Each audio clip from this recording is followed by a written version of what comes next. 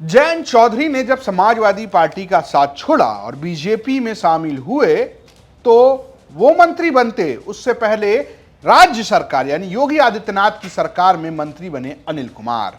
और अनिल कुमार कभी बसपा से विधायक रहे, अब आरएलडी में जयंत चौधरी के खासम खास हैं। तो क्या उनकी सीट पर समीकरण बदल गए हैं? यूपी किसका में आज बात करेंगे कैबिनेट मंत्री अनिल कुमार की सीट पुरकाजी की। जी हाँ, पुरकाजी 2012 में सामने आई, उससे पहले ये सीट चरथावल और एक और विधानसभा से जुड़ी हुई थी। तो पुरकाजी की सीट जो है वो 2012 में बनी और 2012 से पहले ये चरथावल की हिस्सा हुआ करती। उत्तराखंड का सटा बिजनौर जो जिला है उसमें आती है। इसके बगल की कई सीटों पर आरएलडी का अच्छा प्रभाव है।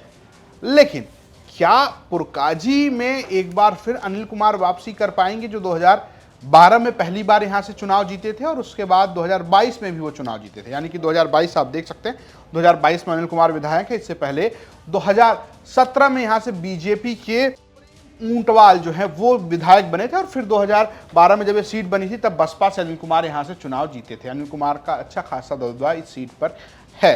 तो क्या इस बार भी वो जीतेंगे, ये हमने उनसे खुद ही पूछ लिया। मुझे अपने क्षेत्र की जनता पर पूर्ण विश्वास है कि वो अनिल कुमार को वोट करने का काम करेंगे, क्योंकि मैंने इस विधानसभा क्षेत्र में सबसे ज़्यादा काम किया है। चाहे वो चिकित्सा का क्षेत्र हो, चाहे शिक्षा का क्षेत्र हो, सड़कों का काम हो, इंफ्रास्ट्रक्चर हो, हर विषय पर हम लोगों ने इस विधानसभा में काम किया है। और सबसे बड़ी बात होती है जो जनप्रतिनिधि से अपेक्षा करता है आम व्यक्ति कि वो हमारे दुख सुख में शामिल है। मैं 24 घंटे अपने विधानसभा क्षेत्र में समय देता हूँ, उनको दुख सुख में शामिल रहता हूँ और मुझे पूर्ण विश्वास है कि 2027 में भी सभी समाज का वोट जो है मुझे मिलेगा। निश्चित रूप से हम लोग जीत दर्ज करेंगे। अनिल कुमार कह रहे हैं कि मैं दुख सुख में रहता हूं, लगातार 24 घंटे मंत्री होने के बावजूद भी अपनी विधानसभा में रहता हूं, तो उनकी पूरी उम्मीद है कि 2027 में उन्हें साथ मिलेगा। लेकिन सपा कह रही कि भैया पिछली बार जो है हमारे गठबंधन में जीत गए थे, इस बार आरएलडी है नहीं, सबका पत्ता साफ है, हम खेल कर देंगे। 2022 में तो हमारा लोकदल का पैक्स था, उसी लोकदल पे थी। इस बार समाजवादी लड़ेगी और हमारी प्राथमिकता विकास है। पुरकाजी को तहसील का स्तर देना, पुरकाजी का जो खादर का देहात है वहाँ सड़कों का विकास कराना, वहाँ के इंटीरियर के लोगों को असुविधा ना हो उसका विकास कराना, और जो शहरी क्षेत्र है पुरकाजी का देहात क्षेत्र है सबको समान स्तर पर लाना, सबको विकसित करना हमारी प्राथमिकता रहेगी।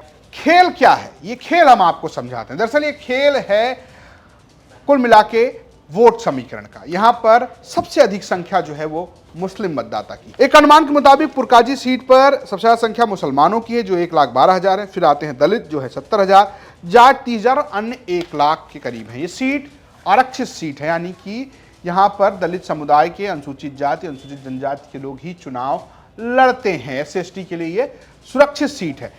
दलित वोट बढ़ता है क्योंकि दोनों तरफ से आप कहिए कि दलित उम्मीदवार खड़े होते हैं। मुसलमान, जाट और अन्य वोटर जो हैं वो डिसाइड करते हैं। जाट अगर आरएलडी और बीजेपी गठबंधन में है तो माना जाता है कि उनके साथ रहेगा, लेकिन बाकी वोट किधर जाएगा ये बहुत कुछ निर्भर करता है। लेकिन इस बार वोट में SIR का खेल है, यही बात स्थानीय पत्रकार भी कह रहे हैं।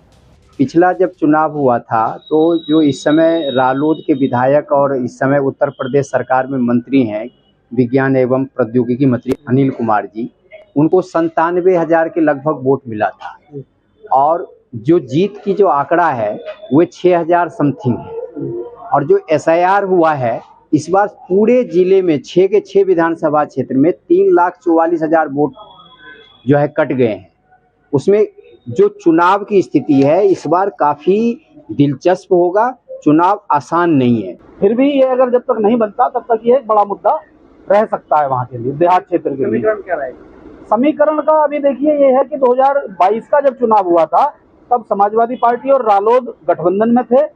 इस बार का जो चुनाव है अभी तक भाजपा और रालोद गठबंधन में है। वर्तमान में जो विधायक हैं अनिल कुमार, वो रालोद के कोटे से वहां पर विधायक बने थे और फिर रालोद ने उनको मंत्री बनवाया। अब आगे जैसे जिले की 6 सीटें हैं, उन 6 में से कितनी सीटें रालोद को मिलती हैं ये बड़ा सवाल होगा कि पुरकाजी, क्योंकि बुढ़ाना पर रालोद की मजबूत दावेदारी होती है। अब जिले में 6 में से कितनी सीटें भाजपा रालोद को देती है, 2 देती है कि 3 देती है, अब उसमें पुरकाजी का नंबर आता है या नहीं आता है। क्योंकि यहाँ पर एक बड़ा सवाल ये भी है कि वर्तमान में रालोद के 4 विधायक है यहाँ पर। अब 4 में से वो 3 उनको सीटें मिल पाएंगी या 2 मिल पाएंगी, किसका कटेगा, ये भी एक बड़ा सवाल है। तो स्थानीय पत्रकारों की माने कि अगर एसआईआर में खेल हुआ है तो चुनाव बहुत टाइट है और इस बात पर भी डिपेंड करेगा कि क्या रालोद को ये सीट गठबंधन में मिलती है, बीजेपी उन्हें क्या पुरकाजी सीट देती है या अपने पास रखती है, क्योंकि इस जिले की कई सीटों पर आरएलडी का दावा होगा और जिसमें सबसे ज्यादा दावा बुढ़ाना पर होगा। तो क्या लगता है आपको, आप भी हमें कमेंट बॉक्स जरूर बताएं और बाकी सीटों का हाल हम आपको लगातार बताते रहेंगे। ये स्टोरी भेजी थी मुजफ्फरनगर से हमारे सहयोगी संदीप सैनी ने। देखते रहिए यूपी तक। नमस्कार।